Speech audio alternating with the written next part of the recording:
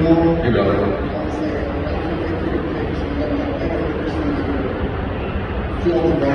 Thank you. I appreciate that.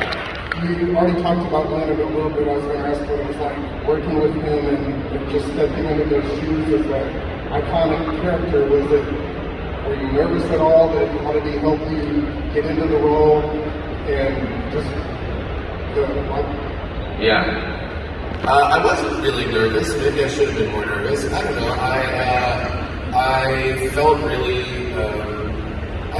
confident. I felt like, JJ chose me, and there's something about that just sort of was like, all right, like that was my baseline. Like JJ, I think, is one of the most insightful and skilled filmmakers in this regard, like in our time, right? Like he was like, this is my guy. So there was a tremendous amount of empowerment that came from that. And then also Leonard, who was the only one of the original cast members who was involved in our film, who had cast and consultation, and who also sanctioned me for the role, felt like, okay, look, if these people are behind me, what do I have to worry about, honestly, right?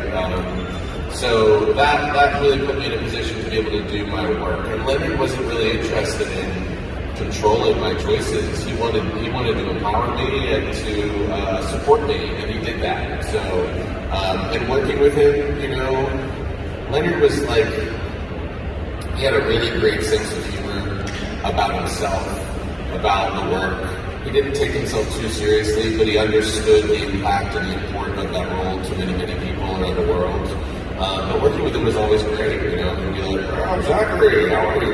Like, he'd come in, and he loved ice cream, and we would sit in his trailer, and he would just eat bowls of ice cream. How's the relationship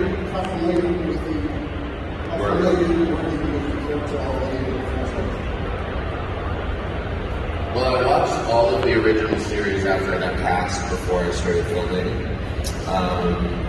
And previous to that, like I've said this before, like I wasn't a huge Star Trek fan growing up. It wasn't really my cup of tea. But I became a really incredible fan as I got to understand the world more fully.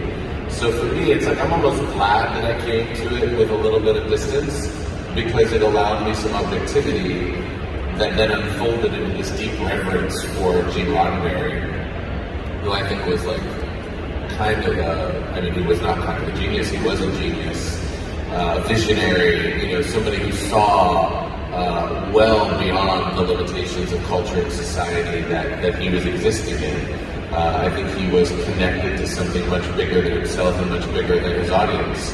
Hence, 55 years later, we're sitting here talking about him, So that appreciation evolved over time, and I like that. I like that I didn't come with a lot of attachment to Star Trek and a lot of opinions about it, and I got to inhabit it, I think, a little bit more authentically as a result. Thank you. Yeah. Were you more towards Star Wars?